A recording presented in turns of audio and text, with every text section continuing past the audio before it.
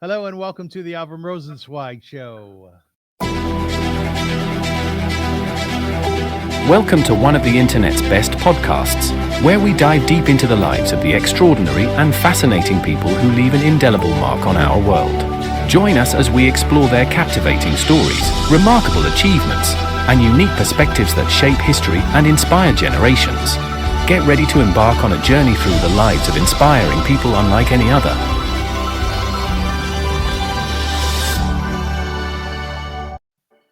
Hi, folks, and welcome to the show. My name is Avrum Rosensweig. I'm delighted to be here with you, and I thank you so much for joining us. Before I start a show, I like to give sort of what you can expect, a prelude to the show. Before I do that, I just want to shout out to the people of Texas, and more specifically to those individuals who have suffered because of the flash floods that have gone through that state. We wish them well, and God willing, everybody should find safety, and God should watch over those who have passed through these floods. There have been a lot of heroes that we've seen on TV and heard about, and we embrace them for their heroics and for their courage and for their bravery. The show today is all about tenacity. It's all about courage and bravery as well to forge ahead per your passion. And the individual whom you're going to hear from today is somebody who's worked long and hard to make really an incredible life for themselves as an author, as a teacher, and as a really decent person. His name is Sam Kelly. Sam, I want to welcome you to the show. How are you? I am great. It is a pleasure to be here. It's wonderful to have you. You're in Los Angeles, right? That is correct. Yes. Because I look out your window behind you and it looks very beautiful. You seem Yeah. like you're in a nice neighborhood, aren't you? Yeah. Yeah. There's the bamboo in the background and everything, and it's a nice day today. Good stuff. Firstly, I want to thank you very much for being part of the show. It's really nice to have you and to hear about your accomplishments to date. Now, part of those accomplishments is a book that you've written, which we're gonna talk about extensively in a few minutes, and it's called Human History on Drugs. That's correct. A little bit like my own history. Yeah. And then the subtitles Human History on Drugs, an utterly scandalous but entirely truthful look at history under the influence. Yeah. So, as they say in Hebrew, kol hakavod. I think we're part of the same tribe, so you get that, right? Yeah. Okay. Admittedly, like my Hebrew isn't perfect. Yeah. Could you translate? Mhm. Yeah, kol hakavod means it's like all the honor to you, all the power to you. Hey, much appreciated. Much Oh, appreciated. can you make a bracha on an apple? Um, I Baruch. could have everyone. If everyone else is something about the community presence is like the really key thing. Somehow I know all the words of the prayers when everyone else is saying them, Everybody's but around. then it's like I know like like Baruch Atah Adonai something something something. But if everyone else is there, then I can do the whole Shabbat prayer thing. So it Okay. really I it's guess that magic of the group dynamic. I guess it's appropriate to say that you're not about to become a rabbi. Would that be right? No, no, yeah, I'm proud of being Jewish, but I must admit I am not the world's most observant guy. I like cheeseburgers too much. Ooh, yeah, Yeah, that'll do it. That'll do it. cheeseburgers with bacon. Sometimes I don't keep kosher. I'm sorry to say. Ladies and gentlemen, my guest today is Sam Kelly. Let me introduce him to you, and I think you're going to be as excited to hear from him as I am. And the time that I spent researching him, it was just fascinating. So here we go. Sam Kelly, a history graduate from Stanford University, a great university, is on the autism spectrum, and his interest and passion for history has become an almost physical compulsion.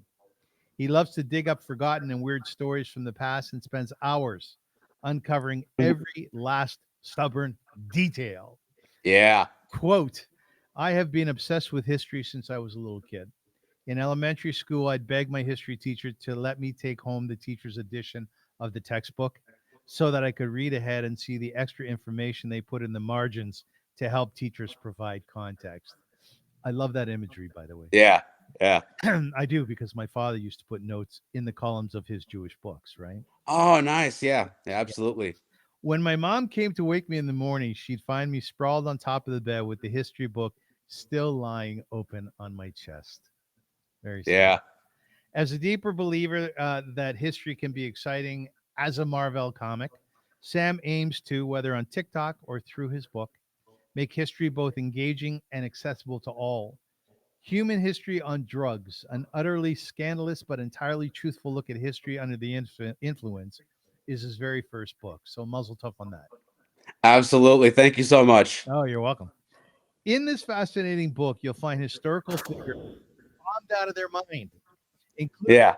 Alexander the Great, George Washington, William Shakespeare, Queen Victoria, Nietzsche, the Beatles, Sigmund Freud, Steve Jobs, Van Gogh, the Unabomber, and Marilyn Monroe. They got drunk, they got stoned, they got high, and they aren't the only ones. In this book, Sam Kelly brings readers on one hell of a trip through history. So thank you again, Sam. Absolutely. Yeah. It's a pleasure to be here. So let me ask you, what's almost like a side question here. I noticed when I was reading your book, excuse me, I'm just coming off of COVID. That you dedicated your book. It was a very secretive way. I had to think, what could this possibly be?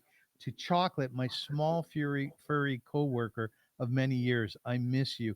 Were you friends with a rat, or what was it? No, he was my little dog. He was like a little 16 pound dog, like a little like Isle of Skye terrier kind of mutt looking thing. I used to call him like a miniature Chewbacca. He was a little like looks kind of like a teddy bear. He was just a sweet little guy who again, like I mentioned, this book was the work of about 7 years just doing research and building it up and from the very beginnings to flushing it out and making it a full thing. And for a lot of that, my little dog was there. I work from home, and so he was like my workplace colleague. He was at home with me. He was like, keeping my spirits up. He was my little buddy who, again, he did not provide any like research help because he's like a little dog, or he was. But he was a great source of spiritual comfort to me during that time. But we adopted him when he was 10 years old, Yes. and so at a certain point, I think he was almost 18 when he passed. So yeah, I wanted to pay tribute to someone who kept my spirits up while I was writing the book, even Uh, if he didn't quite make it all the way to the end. how would you qualify, in a collective way, our relationship with our dogs, with animals? How would you qualify that? It's fascinating. I mean, because obviously they're not people, but they are very important to us. And so we definitely form like my dog was like a member of my family. I considered him like it I definitely considered him like one of our own. He was Yeah. just a fun little guy, and I definitely think the emotional bonds that people form with animals are poignant and sweet and important, and can really make our lives meaningful. It's not the same thing as being friends with a person, but it is a true friendship nonetheless, even if it is a different kind of friendship. What was it like for you when your dog passed away?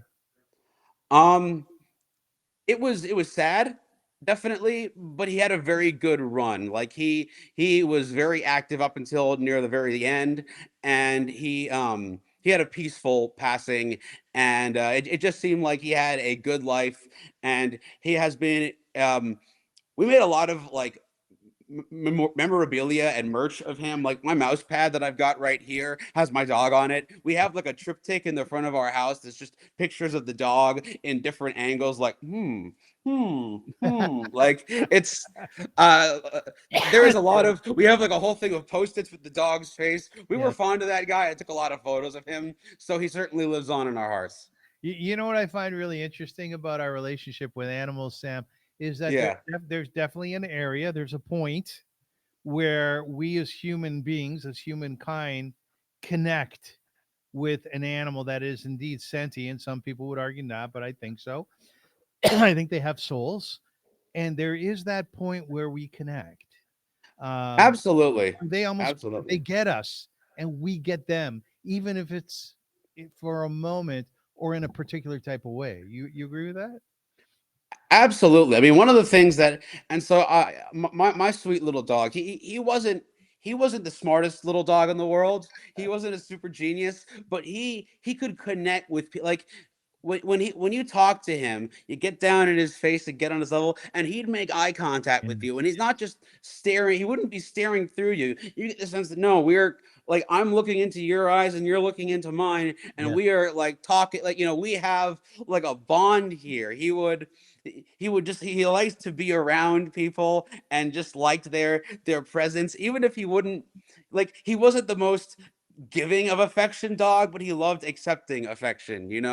And so definitely it seemed like that was a real thing there. Yeah. okay, so good dedication. Did it take you a long time to come up with that dedication? um so it helped that I had the acknowledgments where I thanked all the many Right. people who actually like the many like human being people who actually worked on my book. People without And so tails. Yeah, right. yeah, so I wanted to acknowledge someone who provided me with a lot of emotional support, but it's like, well, first off, I'm not sure that he'd really be able to appreciate the acknowledgement in the first place, because even when he was alive, he couldn't read. So, but like again, like I'm not sure he fully understood what he did, I'm but it sure. was meaningful to me. So I decided to put that out there as like it was hard to figure out after thanking all these people like my family, my friends, the people who supported me in my business, people who worked with me, all of that. Who else do I attribute to that I haven't yet? And I'm like, it's my little buddy. Did the dedication come at the end of the book? Is that when you wrote it? I would probably think so. Yeah, yeah. I don't think that I came up with it until pretty late in the process. Like certainly not until we were editing the rest of the book. So one of the things that stands out about you, and you're actually the one who puts this out there, is that Yeah. you're on the autism spectrum, right? Yes, that's So correct. and I did some research into what autism is all about so that I have a much better understanding of for the purpose of this interview and for the purpose of life. Oh, absolutely. Yeah. One of the things that I've come up came up with is that there were some very high profile people throughout history who are considered to be on the spectrum. One of whom is Albert Einstein.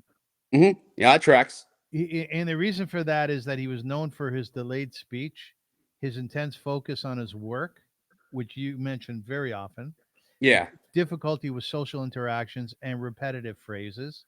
Sir Isaac Newton, Sam, Nikola Tesla, Yeah. Emily Dickinson, she displayed sensitivity to sensory input and a preference for solitude. Yeah. So when I mention these people, Michelangelo, Charles Darwin, do you say to yourself, hmm, yeah, I hear that. I see that. Like it tracks. They have a lot of different traits that I would associate with people who have autism. Again, obviously people live in different times, maybe social norms are different in different times. So I'm not sure if we can 100% say that, but certainly it would make sense if all of those people did in fact have autism. And something that I heard a long time ago, or read, I'm sorry, in a book which is called Autism in High Heels. Hmm. This was written by a woman who's on the autism spectrum and for women, basically. Yes. She said that what she used to do was she would go out in public and she would watch people and she would see how people responded to a given situation. Something was funny, they would laugh, sometimes boisterously, and she would incorporate that into her persona or almost creating like a sub persona. Or if someone was concerned and their forehead they would furrow like that. And you know what I thought when I read that? I thought, yeah, that's pretty interesting. She said when she got very tired, that she couldn't always keep up that persona. But what I thought to myself, Sam, was the truth is I do that too. Sometimes I watch Yeah. people and I see how they respond and I incorporate that into my responses. No, absolutely, absolutely. I think in many ways, a lot of traits that people with autism have are sort of exacerbated or um, intensified versions of traits that people who don't have autism, neurotypical people have as well. They're simply heightened in this state where it becomes it becomes more of a thing that you actually have to focus and work on. So again, like I received very good early intervention because I didn't necessarily have the like nowadays my social skills come as second nature. It doesn't feel like a huge certainly like socializing can still be exhausting at times, but it doesn't feel difficult to understand people's body language or facial expressions, or to talk about things that interest them. They appeal to my interests, I appeal to theirs. That kind of reciprocity and sort of like the natural cooperation that occurs with people having a productive conversation. I had to be trained to do that. So a lot of what I did in, in elementary and middle school when I went to sort of group therapy sessions was a lot like what that woman talked about. It was a lot of us being prompted by our moderators to have conversations where we can build these skills and focus on making eye contact and being responsive to other people's. So definitely there's a lot of building up that sort of mask of normalcy, and you wear the mask of normalcy enough that this is obviously not a metaphor that applies to real life, that it becomes your actual face. Yeah. You sort of become the mask, you pretend that you're like that until you're actually like that.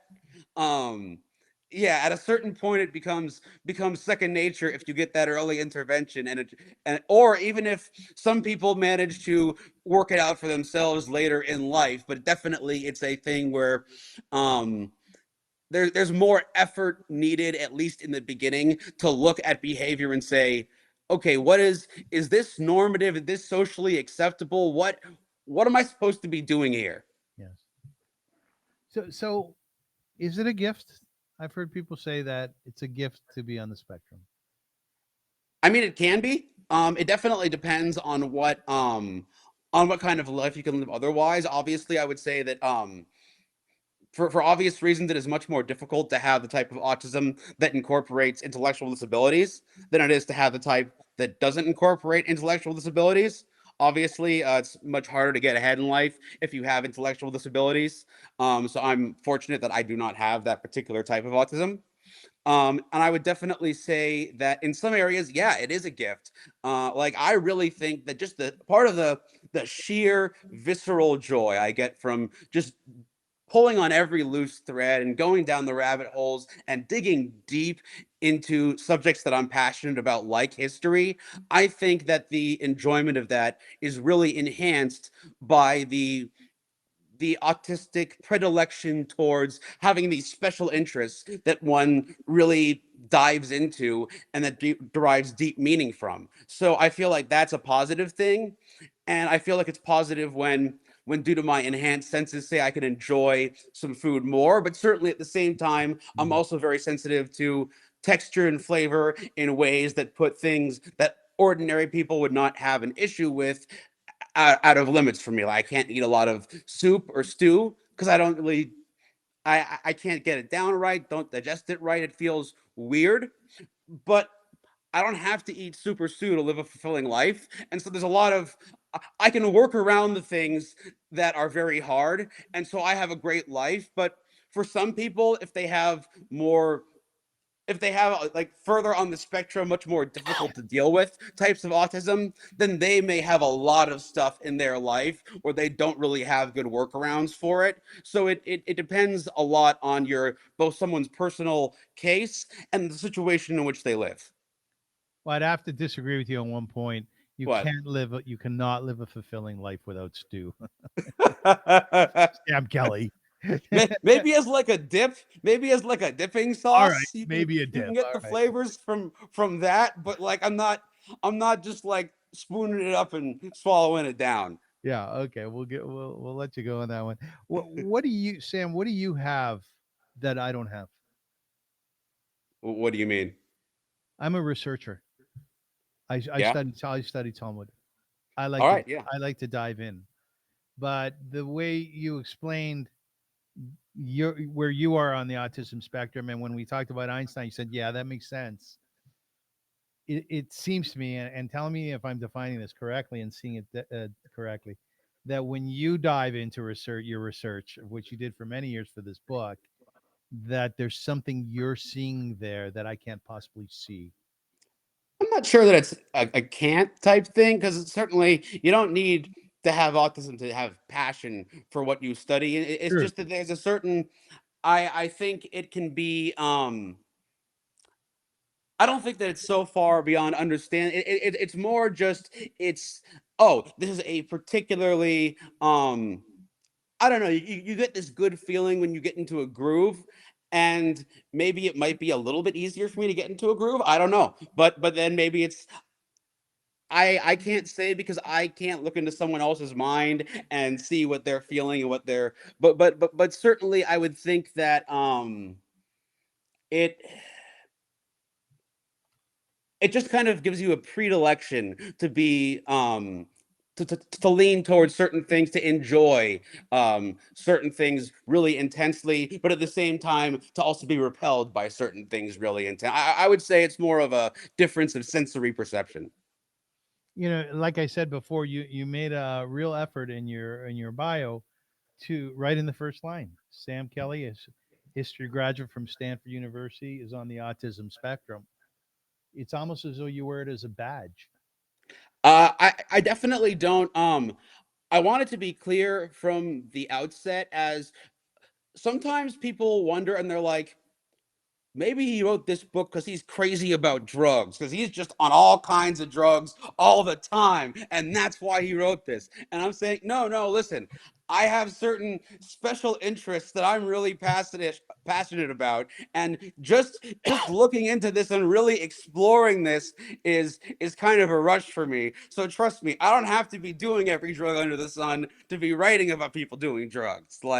Again, I'm not trying to demonize or to glorify or anything like that. So I find that it's helpful as a shorthand for, why did you spend several years doing intense research onto this oddly niche field? Like, You cut to the chase. I see what you're saying. yeah, You're gonna ask, so I might as well tell you up front, right? yeah, yeah, Okay, gotcha.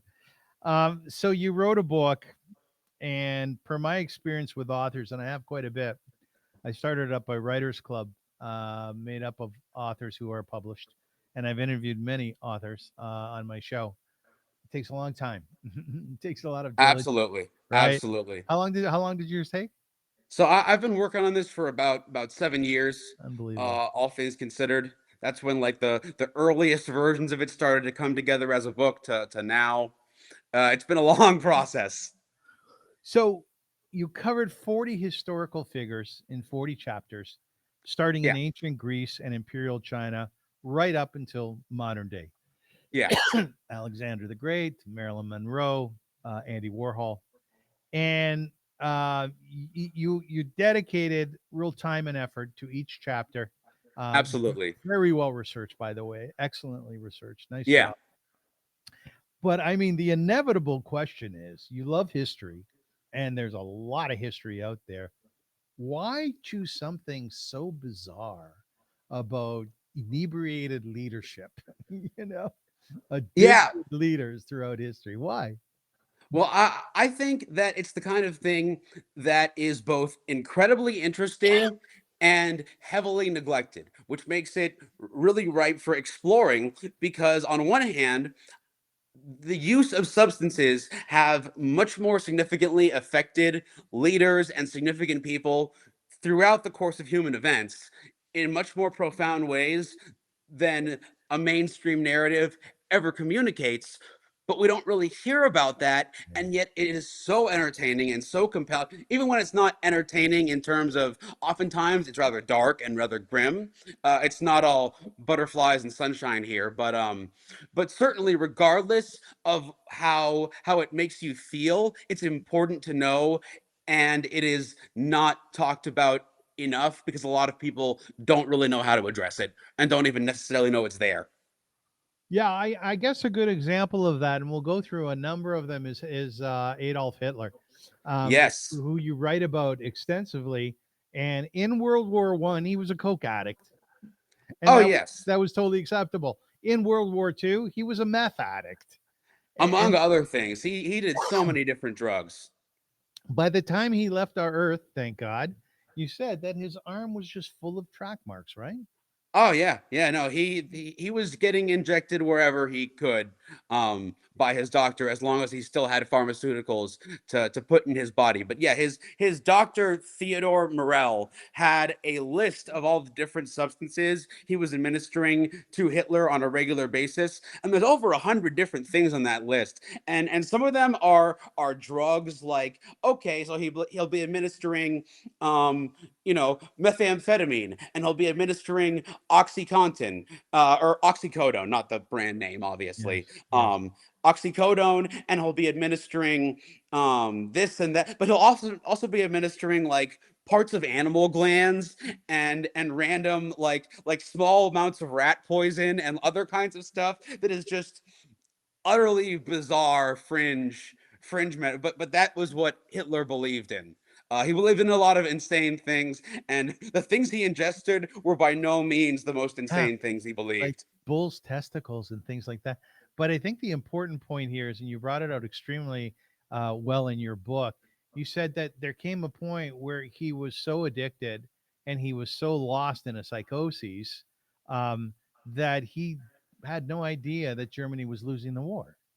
Oh yeah, he became deeply detached from reality, and that was even it was clear even before World War II began in earnest that he was prone to fits of intense, like, out of his mind. There's footage of him at the Olympics where he is just rocking back and forth, Yeah. insane, like clearly out of his mind on meth. And that kind of behavior just got worse and worse to the point where no one wanted to tell the murderous tweaking Führer that they're actually losing. So people would lie to, and he would make no effort to try and find out the truth. And he would, and so when he finally starts running out of drugs and Germany's losing, he becomes so full blown out of it. He starts having entire towns that the Germans evacuate completely destroyed, Yeah. simply because he believes that if he's the embodiment of Germany, and so if any part of Germany goes down, then it's all going down in flames. He becomes very psychotic by the end, until by retrospect he does a relatively reasonable thing and shoots himself in the head. Yeah, well said. Did your perspective on leadership or some leadership change while you were writing this book? Were you thinking to yourself, my God, who is history in the hands of? um I think it's more like I realize that a lot of people don't understand the element that to which these things are parts of history, and so people will underestimate. People will think that their leaders are more sober and sane than they Mhm. are, per Right, se. right. Yeah. I mean, Alexander the Great never actually lost a battle with others, but he lost the battle with himself with rampant alcohol and opium addiction. And he died at 32 because he pretty much destroyed his immune system, which is not a great, if you're constantly going to new places and conquering them, it's not great to have a destroyed immune system when you're dealing with all those tropical diseases. Um, Yeah, you said very and well in the book. You said nobody ever defeated Alexander the Great except for himself. Yeah, exactly, exactly. He was, in that respect, he could not get enough of anything, and it ultimately proved too much with him. Like I said, he was a mortal man with a mortal liver. Right, right. Well said, well said. You are on TikTok, and I must tell you, you do it really well. Thank you. Your graphics are excellent, and you just express yourself with so much emotion and so much fun. You must have a lot of viewers. I'm certain you do. No. Yes, yes, I've got a lot of. I want to say that there's like over 100 and some odd thousand followers and over 2.5 million likes, I want to say. That's just off the top of my head. So definitely, the people on TikTok have shown me a lot of love, and the TikTok thing really brought me.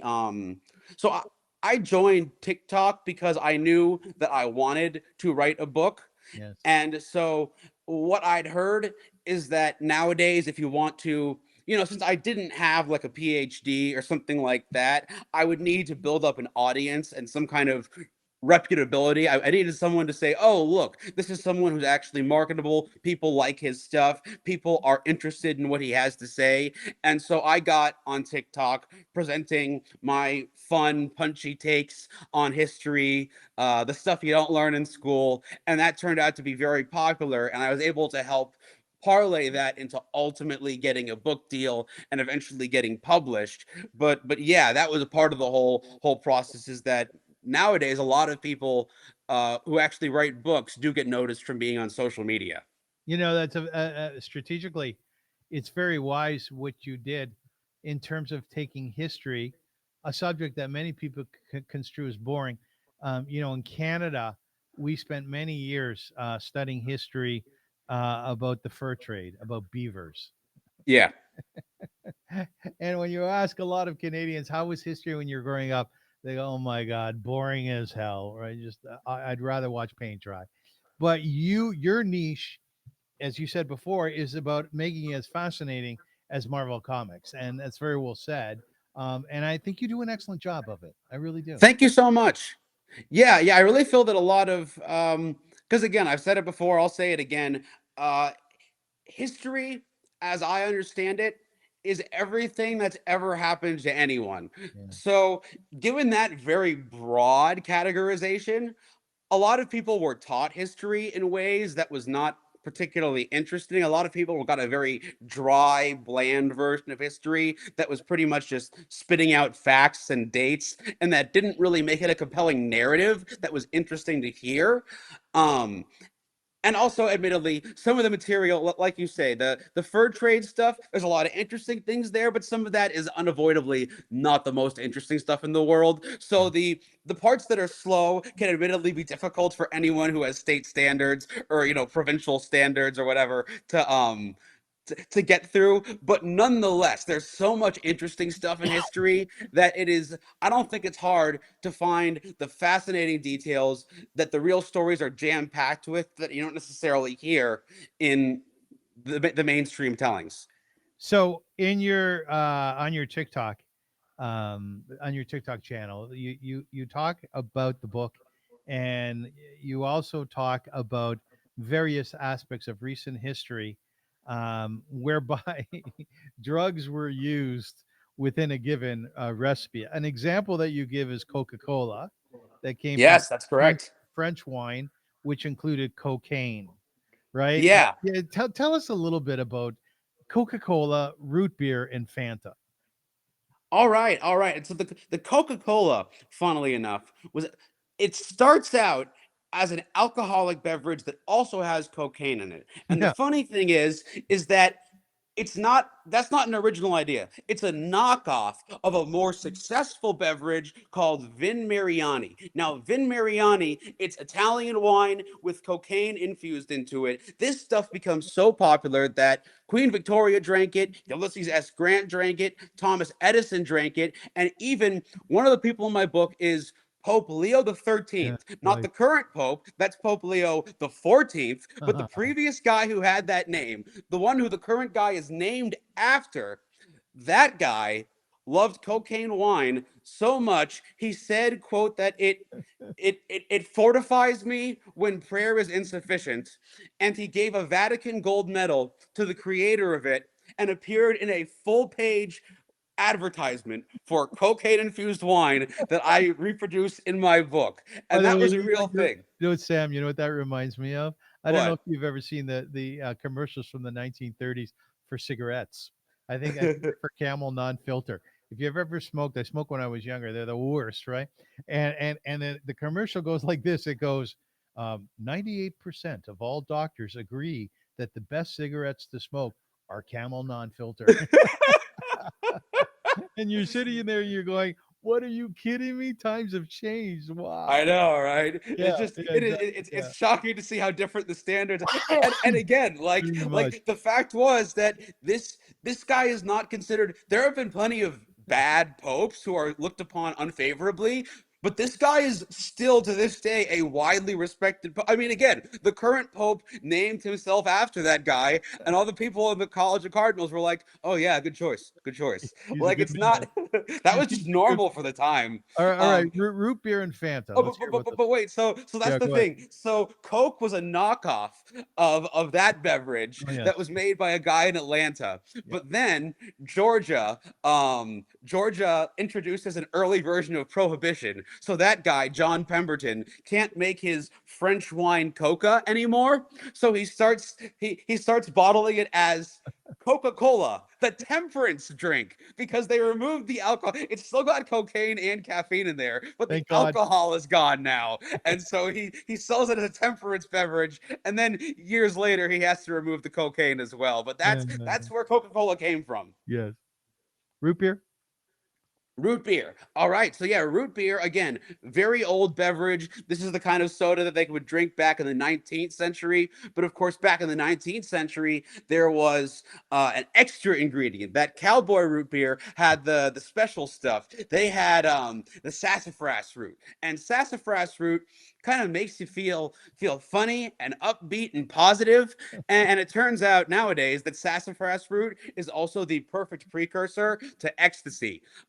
So they had to stop putting that in root beer because they're like, you're putting precursors for ecstasy in your root beer. So it used to be that that root beer had sassafras root and sarsaparilla didn't. But then they had to remove it from root beer, so now root beer and sarsaparilla are the same thing. Oh, what about Fanta? Fanta. Okay, this is a weird one. It's So very, very weird. yeah. Fanta was created in Fanta was created in Nazi Germany because during World War II, the American Coca-Cola Company understandably stopped selling supplies to Nazi Germany, so they couldn't get the syrup that all Coke is made from their syrup, which then has soda water added to it. So they thought, okay, if we can't get the original materials, we can't make Coke here in Germany. Also, we have most of the ingredients we don't have because a war is going on and there's shortages. So they just decide to use whatever crap they have left over, like sugar from beets, I don't know, like scraps of food. Like it's made with absolute garbage. And so the board there is like, okay, try and think of a name, use your imagination. And in German, imagination is Fantasie. So some person goes, Fanta. Fanta. And they're like, all right, we have a name. Let's sell it. And so that stuff was garbage. But after the war ends, so the American Coca-Cola Company gets back in touch with the German subsidiary, and they say, okay, listen, we know that a lot of things were done during the war that we don't agree with. But you know what? You were actually a go-getter. It was clever of you to try and make a soda even though you didn't have anything. So, like, we're promoting you, but can you change the recipe to make it not taste like garbage? And so they completely reformulated the recipe to make it with like actual ingredients instead of whatever scraps they had left over. But that was the origin of it, was as a weird replacement knockoff for Coke in Nazi Germany because they couldn't get actual Coke anymore. You see, I think this would be a great thing to teach kids in school. It's so fascinating. This is It the would kind keep, of it would stuff keep that, me in my chair. It for sure would, right? yeah, no, it's intriguing to people, but there's so much politics and red Oh, tape I know. nowadays that Yeah, I a know. lot of I feel like a lot of parents might get mad if you start telling kids a lot of no matter how entertaining they are, if you tell enough stories about people doing drugs, the parents might get mad. Right. And a teacher saying, little Lorraine, you know that Fanta that you're drinking? That was invented in Nazi Germany. Germany, yeah. Now listen, we touched on the Pope before. You have a lot of historical figures, a lot of Yeah. political figures, and also you have religious figures. Now here's one that absolutely blows me away. And before I tell you who it blows me away because it really speaks to the content of very important spiritual literature Oh, documentation. absolutely. So let's talk about St. John's the Revelator. Who wrote Yeah. what? He wrote the He book wrote the Book of Revelation. Revelations. Okay, Yeah, the Book of tell us Revelation, the New tell us about Testament him. of the Christian Bible. Yeah, tell us about him and the contents of his writing. Okay, so yeah, so this guy John, he is a Christian back in the very early days of Christianity, when this is still considered to be a deviant cult by the Roman Empire, and has not been yet adopted as their religion. So Christians are being persecuted, and are being, in many cases, exiled to distant places, where it is seen where it is believed that they will not be able to spread their heresy any further. So this guy John is exiled to the Greek island of Patmos. Yes. Um, and so on the island of Patmos, he's living as a hermit. He is foraging for food, and he's doing his religious writings. And so on this island, there's two very similar looking mushrooms. There is the Amanita caesarea, which is a pretty tasty mushroom that was considered a very high culinary treat at the time, very good for eating. But there is also the Amanita muscaria, also known as fly agaric. It has been used as an insecticide for much of history. It's the traditional looking mushroom with a red cap and white spots on top. Right. And so that stuff, if a human being ingests it, it causes hallucinations, but also like violent convulsions and vomiting. It's a nasty trip. It is not like psilocybin mushrooms that are like, popular. It's not like something you would buy in Amsterdam. This is hardcore. Like, people would only do this for religious purposes or by accident usually. And Yeah. so it is believed that John thought he was gathering some Amanita caesarea for dinner, but he accidentally got some Amanita muscaria Got the instead. wrong mushroom. Yeah. He got the wrong mushroom. He misidentified the mushrooms. Yes. And so It happens. it happens. And so the results of this are, he is beset by horrifying visions in which he believes he sees a prophecy of the end of days. He is seeing incredibly trippy stuff, a horrifying war between good and evil. There's a pregnant woman and a dragon and all kinds of bizarre, surreal imagery that it's very distinctive. And if you think about it, if you took a deeply, deeply religious person Yes. and were trying to describe a really bad trip they were having, Yeah. it would basically be the book of Revelation. So listen, here's what you write in your book. The outcome of his writing is something as follows. John watches as the sun turns black, the moon turns to blood, and stars literally fall out of the sky. A massive earthquake levels the mountains. A heat wave causes the sun to scorch people with fire. And a woman who's about to give birth is chased around by what? As you said, a red dragon with not six heads, but seven heads. Yes. And then Jesus returns with an army from heaven, and there's this epic battle royale between good and evil. And the army of heaven wins, and they throw Satan and his hell beast into a flaming lake of fire. And you write, pretty intense, right? Yeah. Absolutely. That is a phantasmagorical vision of of a very trippy apocalypse right there. So, how much are we influenced by drug induced writings? Um, I would say way more than we would expect. Yeah. Certainly, there's a lot more of those writings behind, but behind a lot of theory, like definitely behind the writings of Sigmund Freud, that's there. Certainly a lot of science fiction things that we love. Philip K. Dick is in that book. So Philip K. Dick, his work has been adapted into Total Recall is based off his stuff. Blade Runner is based off his stuff. Minority Report is based off that.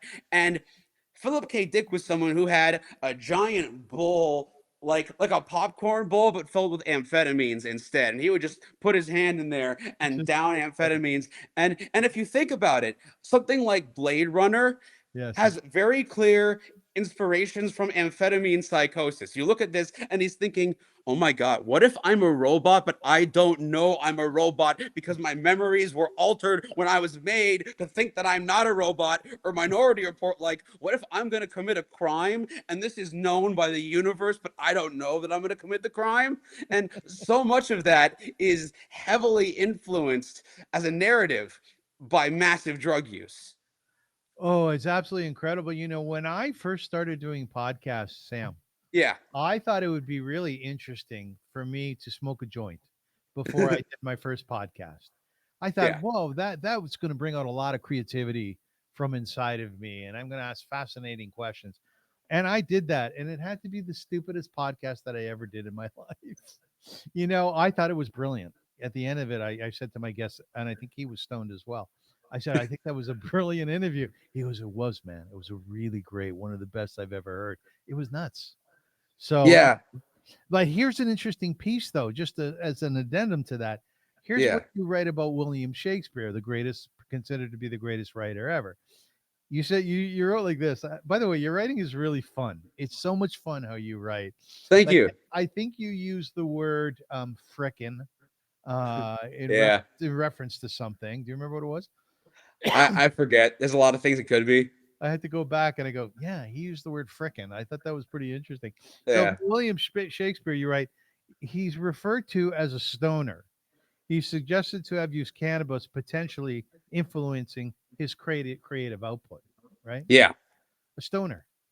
No, absolutely. And it kind of makes sense when you think of just how many words he invents out of whole cloth, just and then he Right. uses them like they are completely normal words. Yes, you said he said he took a noun and turned it into a verb, elbowed. Oh yeah. He changed Yeah. nouns into adjectives, cat-like, verbs into adjectives, revolting, and verbs into nouns, excitement. He just made up words, and they seem to work. And when you think about it, I thought your point was really well taken, Sam. When you get stoned, you know, you do really weird things with words, and you can come up with some crazy connections between this word and this word. And Shakespeare really got the most out of that. No, absolutely. That certainly is the case. And yeah, they found the shards of the pipe in the Right. backyard from at his house from the time period he was living there with the cannabis and the tobacco encrusted inside. I tell you what's crazy is recently we had an issue, or you had an issue in the United States with President Biden. Whose people were saying that he was old, his cognition was not very good, and that it just wasn't appropriate for him to be the president any longer. However, you went with that issue, but in your book you write about Andrew Johnson. Yes. Crazy. He was the vice president for who? Abraham So Lincoln, right? Abraham Tell Lincoln. us about that. Okay, so Andrew Johnson was the vice president for Abraham Lincoln, and he got the job because when the southern U.S. seceded from the Union, he was one of the only Congress people from the South who did not leave the Union as well. So he was seen at Lincoln picked him because he was seen as a unity candidate who could help Lincoln appeal to people who really didn't like him, but didn't want the US to be destroyed either. And so the idea was listen, this guy is just going to be VP. He's not a particularly suited for leadership person, but look, he won't actually be in charge. And so at Lincoln's inauguration, this guy is just a massive alcoholic, and he comes to the inauguration where he is the VP, and he is blind drunk and just starts giving this crazy ranting rambling speech. He's slurring his words. He's trying to insult a bunch of people in the audience like he thinks it's a roast comedy instead of the inauguration, but he forgets the names of a lot of the people he's Yeah. trying to insult. So eventually he's just like pointing at them and being you, yeah. And so everyone's saying Yeah. how this is just a disaster, and this guy's an idiot who has no political future, and it makes news around the world. But then shortly after that, Lincoln is assassinated, and so this guy who is seen as too much of an idiot to even be in this VP job ends up actually being the president, and it turns out he's a terrible president. it also turns out they believed that because he didn't secede, that meant that hated the wealthy slave owners more than he hated freed black people. But it turns out that he was just a really hateful guy in general. So in fact, he did actually hate the black people more. So he pretty much ruined a lot of Lincoln's plans for Reconstruction after the Civil War and trying to create more racial equality. He undermined all of that, and that's like the main thing he's known for, besides being a drunken lout, And he is was that he undermined Reconstruction. right, and he was impeached because the Congress said enough is enough. And Lincoln's wife was convinced that he was part of the assassination because he was so nuts, right? Oh yeah, no, he was nuts. He didn't particularly even like Lincoln, didn't agree with Lincoln's ideas, and was just a terrible person. And the only way that he would have a chance of being in that power was if Lincoln died and he got it. So again, like, Lincoln's wife had problems of her own, but I can definitely understand why she believes that this guy was involved in having him murdered, because certainly he never would have been able to get to the office otherwise, if Lincoln had not been killed. You know, there's a lot of what you write about, which is actually very hopeful and interesting, and you can see how the various figures like Alexander the Great lived more or less a very meaningful life. He accomplished a lot. He's known in history as a really great leader. But there are some people whom you write about who are just so tragic. And when I read the chapter which is dedicated to Marilyn Monroe and Judy Garland, honestly, it brought a tear to my eye because they had such difficult lives. Tell us first off about Judy Garland. Yeah, so Judy Garland was, of course, she is most famous as the star of The Wizard of Oz. Yeah. That is the enduring legacy she is best known for, and was considered a show business treasure in general. But she was started into the film industry very early. She had stage parents who just wanted their kids to be famous. And this was a time when protections in Hollywood were much, much less than they are now. And even now, bad stuff still happens. But back then, the protections were so lax, it was shocking. Keep in mind that not that long before this, so the Screen Actors Guild was formed because someone shot a film that was supposed to be Noah's Ark, and they actually flooded the set. People were nearly drowned. Some people did die. Mm. And so this is the kind of environment where not long after this, she is getting into show business. And so she is pretty much worked like a machine. They start pumping her full of drugs so that she can, they give her amphetamines so she can work up to 72 hours at a time. Mm. Then they give her barbiturates so that they can knock her out so she can go to bed.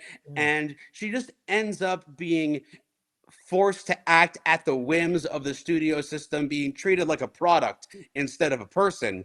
Um, and so even her success in The Wizard of Oz isn't enough for the studios to treat her well, because they just keep throwing her into project after project after project, trying to get the maximum amount they can out of her. And that ends up messing her up for life, because obviously when someone's given all those drugs as a kid, that really messes up their system going forward.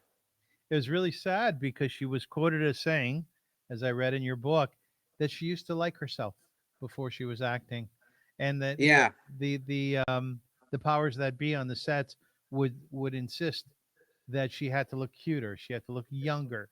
So Yeah. whatever she ordered to eat, they were instructed only to give her cigarettes, coffee, and soup.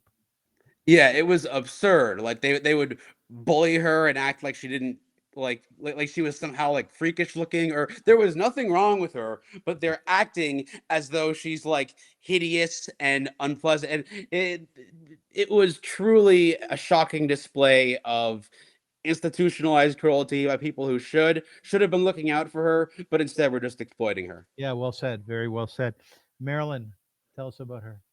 Yeah, so again, Marilyn Monroe is someone who has a very difficult upbringing. Um she she has like a mom who pretty much never hugs her, parents out of who are not really in the picture, and she ends up in a very similar way being chewed up and spat out by this Hollywood machine, where she's only packaged as like, oh, she's this like sexy blonde bombshell. It's like a very limited idea of what a woman in movies can be, and so she is expected to, play dumb and look how they want her to look, and is again, this is someone who is failed by both her parental figures, who are, if they're even around, are actively neglectful of her and indifferent to her needs for love and appreciation, and the studios, who only see her as a means to making money and not as a person with thoughts and feelings. And so this was the kind of thing that was unfortunately all too common, where people were just chewed up and spat out by the industry, including by the people who were in theory supposed to be looking out for them. Yeah, I mean, talking about people who were imposed upon, I was a bit surprised of one person that you included, which was the Unabomber. I was trying to figure out where exactly he fit in, but then when I read his story and how he was imposed upon, uh, Yeah. you would so tell us about that. It's a crazy story. Yeah, so the Unabomber, Ted Kaczynski, he started out just as this shy, quiet, bookish kid who Yeah, was bright for his age, skipped some grades. He gets to Harvard at like age 16, and they put him in a dorm full of other like quiet, bookish type kids. He's younger than his classmates, and so he soon signs up for what he thinks is a normal psych study, but actually it is a front program for the CIA, where the CIA is they are engaging in something called Project MK Ultra, where they are trying to see if they can use drugs to break people down and recondition them in the way that they were trying to see if they can develop mind control, if they can make Manchurian agents, if they can otherwise make people believe what they want them to believe using a combination of drugs and enhanced interrogation techniques. So what he believes is going to be some collegial debates actually involves him having his coffee spiked with LSD and then having his all his views screamed at and broken down, and he was supposed to write an essay describing his views, and they would just rip them apart systematically, and they do this on a regular basis every week for 3 years. And so he's someone who he starts out having misgivings about modern technology and about the way society is going. And after 3 years of effectively being tortured like this and not even understanding he's being drugged, he just thinks that he's going crazy every time these people scream at him and the room starts melting. Um, yeah. so at this point, he is convinced that, you know what, the government is evil, modern technology is evil. His brain has broken, and so that they were able to break him, but they were not able to build him back up again into having views that they wanted. So all they did was turn someone who had previously been like this shy nerd into a dangerously unstable lunatic with desires for revenge against all of society. And this is why he ends up living in the woods, mailing bombs to people, because he's convinced that, oh, modern society and the government that controls it is evil and needs to be destroyed. Yeah. And it was basically a supervillain origin story. They took this guy and broke his brain, and so it's not surprising that he ended up doing the evil stuff he did, given how destabilized he was. There's a lot of different characters in this book, including Nietzsche, which also is a sad story. Excuse me, Vincent Van Gogh, Richard Nixon, quite surprising, which you write about, quite scary, quite frankly. Terrifying, yeah. It is, isn't it? You just want to touch on that for a second? Yeah, absolutely. So Nixon was a serious problem drinker. He would drink a lot when he was stressed. And given that he was both president and had done a bunch of illegal stuff that he didn't want coming out, he had a lot to be stressed about. So when he's being investigated and the Vietnam War is going really badly, he would get absolutely plastered and then call up his cabinet secretaries and say, you know what, we're going to do it. We're going to blow up Cambodia. We're going to nuke Cambodia. And you would have his terrified, cabinet members being like, Is he serious? Is he actually gonna? Does he want us to do this? Like he's the president, but he's also very obviously drunk." And so you had to have Henry Kissinger calling them up and saying, "Listen, just ignore him and wait for him to sleep it off in the morning. Chances are he won't even remember it." And then and so yeah, sure enough, in the morning he wouldn't remember this. So you just have Nixon repeatedly drunk dialing people, demanding they use nukes, and then passing out and forgetting he'd even done that the next day. And again, it was like it is a tough situation where the voice of of restraint and the voice of like peace, when you have to have Henry Kissinger be that guy because no one else will be that person, that is a difficult situation. As Kissinger said, if the president had his way, there would be a nuclear war every week. Yes. Tell me, were you doing a Kissinger imitation? Not a very good one, but yes, Well, I was I saw doing. you started. I was really curious about it. I was trying to do like it's not a very good imitation, but Try he's it. just got Try it such a again. great Just a do it. great Do voice. it again. Like Do it again. um So my Henry Kissinger impression is not the greatest. I'm trying to do that sort of heavy Bavarian thing, but it's God, it's like if I had another quote from him ready to go, something real politic. I don't know. You got the Bavarian thing down. I think you got it. Yeah, no, that accent, yeah. Sam, how in conclusion, how should people learn history? Um, I think the goal in learning history should be for people to use their critical thinking, but read very widely and be get excited about it. Like I think learning can and should be a pretty fun thing, and so I encourage people to look for ways in which they can find the really fascinating stories about the things that people did that had meaning and that had ramifications afterwards or were just interesting in the time. I think it's interesting to look for the really great stories that are out there, and not just to look for stories that sound good to us, but to look for all kinds of narratives we wouldn't expect, to really dig deep and look for the unexpected stuff, because just because it's unexpected doesn't mean it's not true. Where would you say that your passion for history comes from? The deep-seated response to that. What do you absolutely love about history? I mean, fundamentally, I love stories. I love storytelling. I love hearing good stories, and I love sharing good stories with other.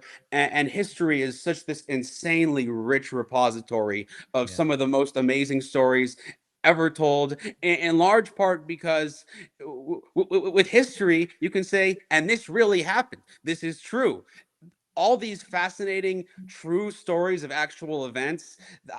I live for that. It's such a rush to find, like, oh my god, this is a stunning tale and it's true. What an excitement. Who would you say one of your most favorite historical figures are characters? Oh, that is a tricky one. There's so many fascinating people in history. Um Just choose one. like favorite in what sense? Like in terms of You because maybe you're compelled to learn about him or her because in some way that person reflects parts of who you are. yeah, huh. That's that is a really good question. I was fascinated by Audie Murphy, the original, like the real life Captain America, the Oh World yeah, War you're II right. hero You wrote who about him. had To Hell and Back based on him, and that was actually toned down because the true stories that he went through in World War II were so extraordinary that a lot of people wouldn't even believe them. So that guy, he became like a movie hero and was beloved, and he was this celebrity, but because of the PTSD he developed when he was in the war, he had Yeah. an addiction to sleeping pills, and so he was hooked on sleeping pills for a long time, and then he came clean about that and was open and honest and talked a lot about about what it had been like to be in the war and come back and try and live a normal life after having done all of that stuff. Like for a long time, he was sleeping with a gun under his pillow, Yeah. simply because that was the lifestyle he'd gotten used to, and it was so hard for him to relax without the drugs. And so he did a very noble thing in both talking about addiction among veterans and talking about PTSD at a time when no one was talking about this, and a lot of people were condemned for talking about this. But he was a bona fide war hero who'd done amazing things and won all these medals in World War II. And he's saying, no, this has affected me for the rest of my life. This is a serious thing. And so I always really respected what he was willing to do in talking about the parts of, yeah, my story of the heroic things you did in World War II, but you don't know about how difficult it was, and like how and the effects it has now. So I loved that he talked about the parts of recent history, in his case, of his own life, that are not part of the mainstream narrative, but that needed to be told. Are your mom and dad super proud of you? Yes, they are great people, and they've supported me a lot, and they are proud of me. Yes. Are they? Why do you say they're great? What makes them great? They're really supportive people who they've fed my lifelong love of learning. When we've had disagreements, they've been respectful with me. We've a lot of people don't get along great with their parents, but Yeah. I love my parents and I get along really well with them. And Yeah. I think we respect each other as people, and we respect each other's ideas, and we lift each other up. And so I think that certainly their support has been a huge, huge boost to me in believing that I could do this and that it was worthwhile to pursue this. When your book was published, how was their response? They were over the moon. We were Yeah, all over the moon. yeah, It they was a were. win for all of us. That's wonderful. I really like you, Sam. I really like Thank you. you very much. You're a really nice fellow. I like you a Thank lot. you. Yeah, you're Thank you so welcome. much. I've been playing around with AI quite a bit over the last few months, Yeah. and more often than not, I ask AI to produce a poem about my guests. Mm. So I have an ode to Sam Kelly. You want to hear it? Oh wow. Sure. Yeah. This is all about you. In Stanford's hall where minds ignite, Sam Kelly walked a beacon bright, with history's pulse beneath his skin, a passion fierce, a fire within. On spectrum's edge, his focus burns, each tale of past, his heart it turns. No dusty tomb can hold him back. He hunts the weird, the strange, the black. Alexander's conquest, Shakespeare's pen, Victoria's crown, and Washington's men. Not just their deeds in textbooks grand, but secrets spilled by Sam's deft hand. For they imbibed, they drank, they soared on stuff substances the scribes ignored. With TikTok spark and writer's art, he weaves their truth to stir the heart. No Marvel saga could outshine the tales he frees from times confined. Each stubborn fact he digs, he sifts to gift us history's wildest gifts. Sam Kelly, scribe of scandals lore, your book unlocks the past trap door. Human history on drugs, you cry, and make the old world buzz and fly. From forgotten nooks to viral streams, you chase the truth, you chase the dreams. For history's not a dusty chore. With Sam, it's life, it's thrill, it's a lot more. What That do you is think? profoundly entertaining. Yeah, it's very good, isn't it? I love these. I That love is, them. yeah. Are you It's are like you on it's huh? AI? Are you using AI? I don't use for my book. I didn't use any AI. No, I'm not. I prefer to give things my own. Like I prefer the phrasing I do over what AI did. And I just I understand why it's popular, but I try to avoid any of that in my writing. I just wanted to make it clear that, like, no, my writing comes from me. Yeah, I am the source. It's like it's not the diffuse result of all these agglomerated things. My writing is it came from my brain, it's and so me, nobody else. yeah, Yeah, I like to reinforce the fact that my writing is my own, but okay. certainly it's like that's like a sort of a ridiculous pulpy poem, but Yeah, it's fun, It's like exactly, so. exactly. Yeah, that's right. Because I've had people respond and say, "Oh, it's just so beautiful. Thank you so much. Please send it to me." and other people will say, well, that's just nonsense. I mean, it's words grabbed from all over the internet. It's not me, right? But I like it's it, and it's I it's the get kind of poem that a machine can write because the machine feels no shame about being corny as all hell. that's great. I love that. Ladies and gentlemen, I want to thank you so much for being with us, with my guest today, Sam Kelly, whom I enjoyed so much. And I recommend very, very strongly that you go out and buy his book, because I promise you, I guarantee it, there is no other book out there like this one. Sam, where can people buy your book? So yeah, people can buy my book wherever books are sold. There's a clearinghouse page. You look up "Human History on Drugs," Penguin Random House, and you can find wherever it is being sold, from your local bookstore to the big ones. But if you're out in the sticks and have no local bookstore, then you can buy it on Amazon, Barnes and Noble, all those websites, all the big ones that have it. But if you can buy it at your local bookstore, why not support them, right? So Why not? Yeah.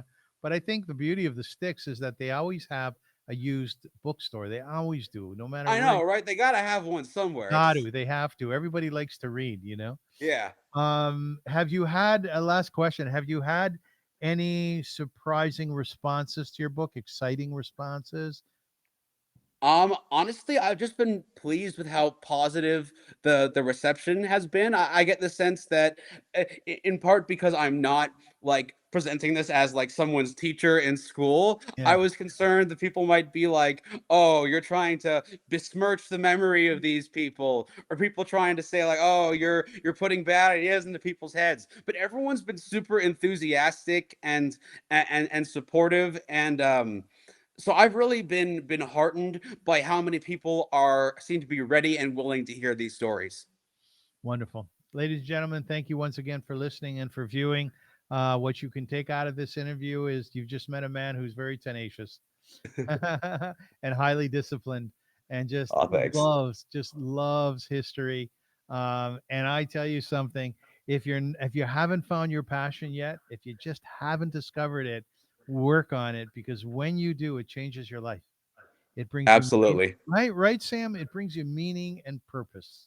So true. So thank you to Sam Kelly. Thank you to my viewers and listeners. Until we meet again, as we say in Yiddish, sei gesund, which means go in good health. And I want to thank you very much. Great job. Great job. Thank you. You as well. Thank you. Absolutely.